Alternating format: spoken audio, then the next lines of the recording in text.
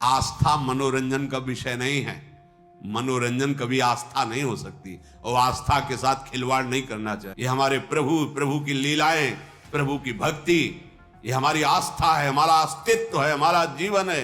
इसके साथ खिलवाड़ नहीं करना चाहिए। सावधान, मन भंजन करके भगवत प्रेम अनुराग में डुबोने वाला ये भगवान का पावन चरित्र, भगवान की लीलाएं, भक्तों के चरित्र हैं।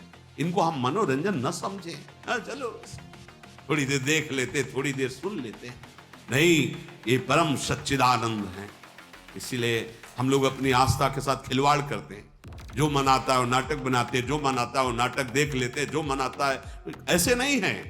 ये हमारी आस्था का विषय है, ये हमारे अस्तित्व का विषय है, ये हमारे जीवन का विषय है। इसके साथ खिलवाड़ नहीं होना चाहिए। देखो, हमारे प्रभु जैसा ना तो कोई था, ना है, न होगा। ये अनादि अनंत महामहिम लीला की एक मर्यादा है। हजारों को भक्त बना दिया भगवत लीला अनुकरण ने। अगर वो लीला अनुकरण न देखते, क्या रास है, क्या ये मनोरंजन नहीं है। ये हमारी आस्था है, हमारा जीवन है। ये हमारी कृष्ण लीला, हमारे भगवान श्री हरि की राम लीला, या हमारे भगवान के पावन चरित्रों को मनोरंजन बनाया जाए।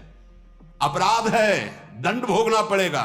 लिख लो, हमारे प्रभु के पावन चरित्रों को यदि आप मनोरंजन बनाओगे, यदि उनका उपहास करवाओगे, जो मर्यादा रहित चेष्टा करोगे, तो कोई भी हो दंड भोगना पड़ेगा। यह अपराध है। बुद्धि भ्रष्ट हो जाएगी, लोक में निंदा होगी और आपको लाभ कदापि न यहां न वहां। यह हमारा जीवन है। इसी के सहारे से हम भगवदानंद की अनुभूति करते हैं। यह हमारे भगवदानंद की प्राप्ति कराने का सहयोग है। बोलने वालों में, दिखाने वाले और देखने वाले, तीनों को समझना चाहिए। यह हमारे प्राणों पर आघात होगा अगर शब्द बिगड़ गए तो, अगर लीला अनुकरण की मर्यादा बिगड़ गई तो। देखना, सुनना और बोलना तीनों सावधानी के साथ होने चाहिए, क्योंकि ये हमारा जीवन, हमारा प्राण है। और अगर ये बिगड़ गया तो संभालेगा कौन फिर? अगर आपको लगता है कि इनका लीला चरित्र मनोरंजन है, तो फिर हमारा जीवन क्या है? हम इन्हीं लीला चरित्रों को गा करके, सुन करके तुम्हारे सामने दहाड़ते हैं, बहुत सावधानी से। तस्मात् शास्त्रम प्रमाणम ते कार्या कार्यो व्यवस्थितो। जो शास्त्र सम्मत अनुकरण, वही केवल उतना जितना समाज में पच जाए, क्योंकि भगवान की लीला अनिर्वचनीय है। जैसा मनाया वैसा छवि बना दिया, जैसा मनाया वैसा अनुकरण कर दिया, जैसा मनाया वैसा बोल दिया। नहीं नहीं नहीं, ये हमारा हृदय है, हमारा प्राण है, हमारा धर्म है, हमारा जीवन है, हमारा अस्तित्व है।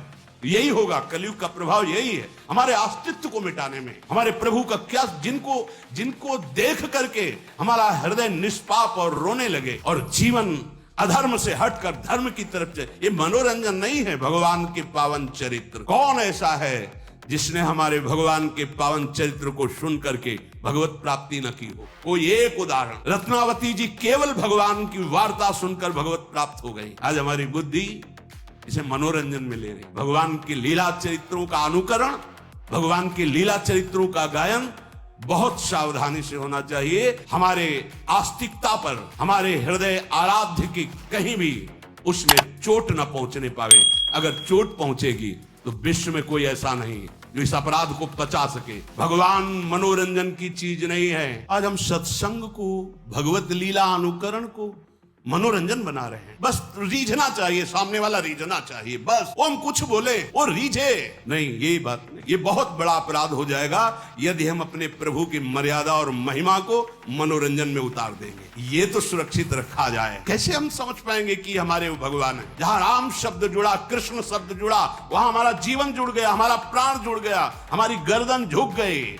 राम शब्द निकलते ही, कृष्ण शब्द निकलते ही अगर कोई बोलता है सामने से जय राधे, तो हमारी गर्दन झुक जाती है कि तुमने राधा बोला। उन हमारे प्रभु के पावन चरित्रों को बहुत संभाल के बोला जाए, बहुत संभाल के अनुकरण किया जाए। नहीं तो कोई पावर नहीं तुम्हें लगता है, लेकिन तुम देख लेना परिणाम में पतन हो जाएगा। नाश शब्द तुम्हारे जीवन में जुड़ जाएगा। भगवान श्री राम कृष्ण का पावन चरित्र ये मनोरंजन का विषय नहीं है कि तुम जैसा चाहो वैसा बोल लो। नहीं, ऐसा नहीं है, ये नहीं है। ये धन कमाने का विषय नहीं है, ये परम धन कमाने का विषय है, परमानंद प्राप्ति का विषय है।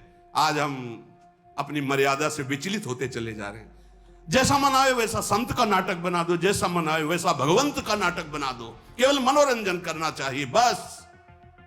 सत्य वस्तु को ऐसे मनोरंजन में नहीं प्रदर्शित किया जाता। जो मन आवे सो बोल दे। सामने जो ग्रंथ रखा है तुम्हें उसी को आधार बनाकर चलना है। अगर कृष्ण चरित्र है तो तस्मात् शास्त्रम प्रमाणम, रामचरित्र है तो तस्मात् शास्त्रम प्रमाणम। आप चाहे बोले चाहे लीलानुकरण करे, तस्मात् शास्त्र, एक भी शब्द शास्त्र प्रतिकूल बोला तो यह मत समझना कि शास्त्र खिलवाड़ है या भगवान के चरित्र ऐसे ही गा दिए गए हैं। तुम्हारे सामने जब दंड उपस्थित होगा तो तुम भोग नहीं पाओगे। हिरण्यकश्यप जैसे तुम नहीं हो, या ऐसी तपस्या करके त्रिभुवन विजेता बन गया, या रावण जैसे तुम नहीं हो। उनको भी धूल धूसरित कर दिया, वो पावन चरित्र है।